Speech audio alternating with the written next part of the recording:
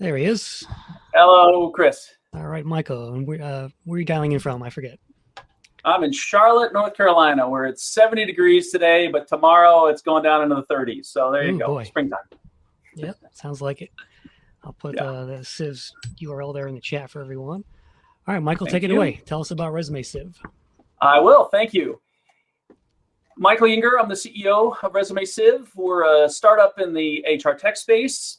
A little different than the last two you've seen. We're at the very front end of the funnel. Our approach is to help the recruiter look at the resumes more quickly, recognizing that in vast parts of the business world, the small business world particularly, everybody's still looking at resumes. It's still a very common currency, and it's something that people are having to go through on a daily basis. So our focus is, how do we get through resumes quickly, repeatably, in such a way that people are able to make judgments about who they need to move forward on? Now, I don't have a great story about living in a hotel. What I will say is that we really started just as COVID hit. And so we are 100% virtual. There are members of our team who we've never met face to face. We started completely virtually, and that's the way we roll. So it's been an interesting ride as a startup in that time period, developing a new technology and whatnot. Our technology started with a small IT services company. They built their own technology to be able to process all the candidates that they were getting internally. And when they sold the company, they kept the technology and said, well, let's see if we can take it out to market. Our focus really is on the small to mid-sized businesses, of which there are millions, certainly worldwide. And most of those businesses don't have access to the kind of technology that we all see on a daily basis. You know, certainly if you were at HR Tech in the last a couple of weeks ago, you saw there's a lot of technology out there, but not everybody has access to it. Not everybody even knows it exists. That's the exciting thing. Right. We're a standalone tool. As I've said, we focus on the resume. The user has the control over what they're doing. So we are really at the very front end of the funnel, where our last two folks at different points. So what I'm going to do now is I'm going to take you into the application. Yeah, go ahead, Chris. So before the apply process? I'm sorry? So like, where does it sit? If I'm applying for a job, it's at the very front end of the process. Very front of the process. We are standalone, although we can integrate with other platforms. If you have an applicant tracking system, you have something else that you want to integrate with. But the whole idea is take the funnel and take the entire funnel. I'll tell just a quick story before I go into my demo. It won't ruin the time. Sure. I was talking to the head of a TA for a small firm that hires telenurses. That's their service, is telenurses. So she was hiring a recruiter. She placed a job, posted a job, and had 700 applicants in 36 hours. So what did she do? Well, she took the posting down. So now she's got 700 applicants. She printed out 700 resumes, 4 people, 3 weeks to get down to who they were going to hire, going through 700 resumes. I said to her, well, okay, but what's wrong with that? And she said, well, I probably wanted number 701. That's exactly right. You run your job. When you cut it off, you don't get the benefit of somebody who's coming in later, but maybe they'd be really super. You bring any more resumes into it, you have to go back through everything else to make sure that you're evaluating things fairly. We take all that out of the picture, and that's what I'm going to demo here for you as we go into our demo. Good story. I like it. So I'm going to pick a application window, and here we go. And I'm going to share that. I found it's best to talk to my computer. That way I get to where I'm going. Oh, yes, don't we all? Okay, so you're looking at the Civ. I haven't taken you through the sign-on process because it's like any other sign-on process. Your name and your password and your reCAPTCHA. You know, can you identify where the stoplights are? All that kind of stuff. It's a fairly straightforward application. These are my jobs.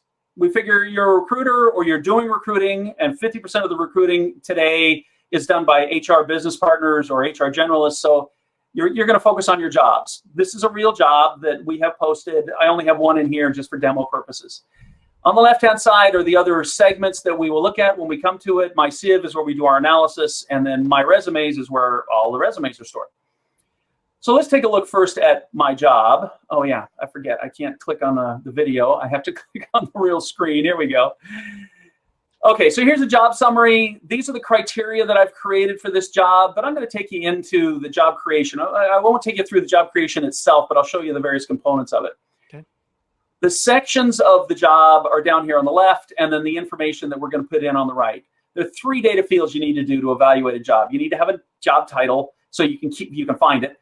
Who's the hiring manager so you can keep track of it, and then one skill. One skill is required. Everything else can be required or preferred as you choose. In this case, we're talking about customer service lead. And so I'm saying, well, customer service, that's a required skill, and I want 3 years of that. Well, I also want management, but in this case, I've said customer success management because those two things are very close together, and our parsing tool will equate those two. That's a preferred skill. Ticketing software is a preferred skill. Service support is a preferred skill. Customer analytics is a preferred skill. But let's say I didn't want customer analytics. Let's say I just wanted just plain old reporting. And so what I've done is I just started to type reporting, and it has pulled up what's in our taxonomy, 85,000 different skills and growing, that is available for the user to either be required or preferred. I want this person to have SaaS, and then we come down to work experience. I'm saying you got to have 3 years of work experience. Could be preferred, but I'm saying you got to have 3 years. Education, you got to have a bachelor's degree. I haven't said what kind of bachelor's degree, because if I say what kind of bachelor's degree, think about what's on a resume. I got to know exactly what it is. So I could put in Bachelor of Computer Science, for example, but then I would have to have exactly computer science. In this case, I'm comfortable with any bachelor's degree. Certifications, we have a whole raft of certifications that are available across multiple industries. In this case, I'm looking for somebody who's got a project management professional certification, and I want that to be preferred. I'm not requiring any languages, but I could, and then it would look at the resume for those languages. We could also look for a specific location. So just for the sake of this process, I'm going to say I want somebody to be near Baltimore. Spell it correctly, Baltimore. And how come I'm not getting within Baltimore? Let's try another one. Let's try New York. Well, that's what happens when you do a live demo. Sometimes things don't work. So we'll leave it on not required for now. And then immigration status, I'm going to leave that as it is. I'm going to go on, and I'm going to look at, now I can weight my criteria. In this case, I've adjusted my weighting. I can have them all be the same, or I could say, well, you know what? I really am more concerned with customer service than I am how much, whether they have a bachelor's degree. So I'm going to make this 15 and this 35. Just applying a little weighting, user control. As long as you've got 100%, you can have whatever weighting you want. This is a quick recap. I've got 4 required skills, and I have 5 preferred skills. I'll talk to you about how skills are scored in a minute. Okay, so my job is active, and now let's go look at some resumes. Well, I've got a bunch of resumes in here, but let me download the resumes that I got today. So I'm going to go out, and what I'm doing now is I'm going to create a folder that the resumes will be stored in. And today is the 29th of March, 21. When I click on this, you're not gonna see what I'm doing. I'm just going to my hard drive where I have resumes stored, and I'm gonna grab a handful of resumes just so you can see how that process works. So I'm grabbing 10 resumes, and I'm pulling those in, and here they come. They're all loaded into our system. What's going on now in the background is that those 10 resumes are being parsed. Parsing takes a little bit longer because it's going through, again, with those 85,000 skills. But I can refresh and see, well, you know, I'm about half done. We'll give it another minute here, and we'll see that the rest of them done. Good, I've got one more, and so we will see that that one's done as well. Okay, so I created my job. I've got my resumes uploaded, and now I'm going to my Civ. And I'm going to select my job, which is Customer Service Leader. I have a custom range of resumes, the ones that I just selected, and I'm going to say, when I click Civ Now, it's going to run those resumes through my job criteria. I'm taking a little time here because it's pretty fast. It goes through it pretty fast. Yep. So here are my 10 resumes.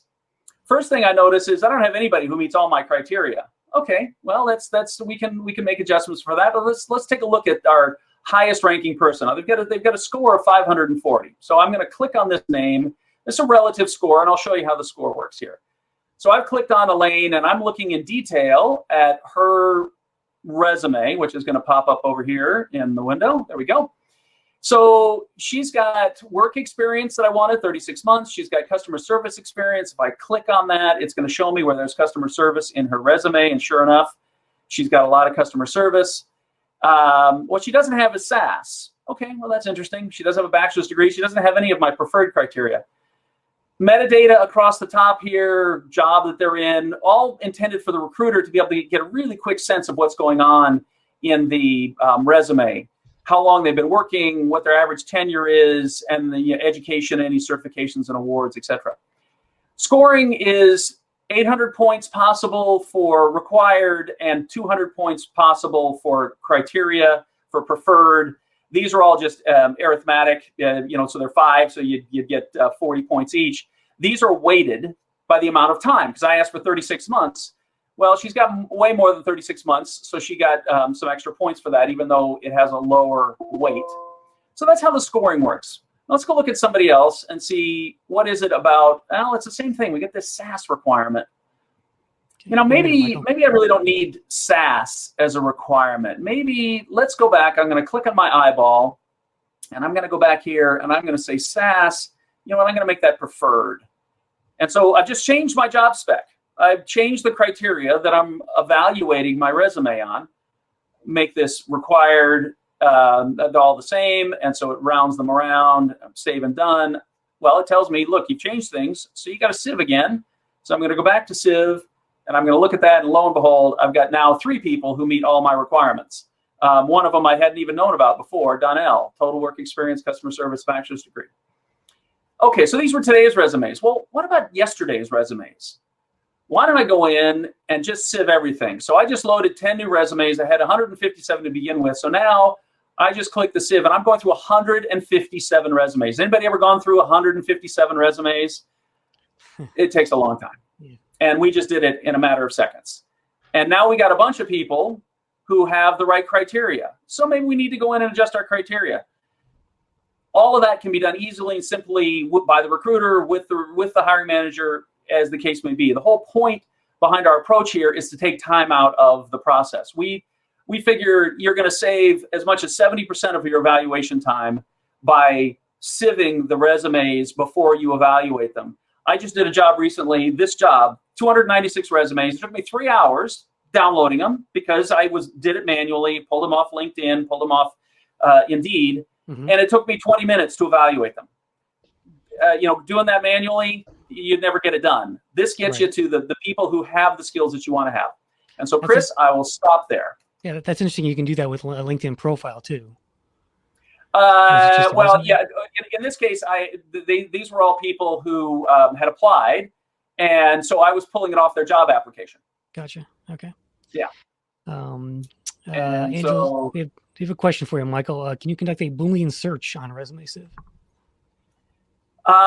Today, you can conduct and searches. If you put in preferred or even required, it is de facto an and. That's on our roadmap to give the people the opportunity to do or. But as you can see, you can do it pretty quickly. You can put in one skill, search for it, don't find it, put in a different skill, search for it, find it. It is a way that we work through that, yes. Yeah, very nice. Okay, well, one more question for you, Michael, but it looks like James, your colleague, says there's a 15-day free trial there in the chat. There's a link there, and you're welcome, James. Last question, Michael, the name, where did it come from? Sure. Well, you might not be able to see it really carefully in our favicon, but the Civ is a cooking device. And what happens, if you go to our website, what you can see is it's a cooking device that you put things in and they come out the bottom, whether it's flour or something else. And so the idea is you put your whole funnel into the Civ, and what comes out are the people that you really want. That's the visual, and that's where the name came from. Awesome. All right. ResumeSieve.com. Michael Yinger, thank you for your time today. Thanks, Chris. All right.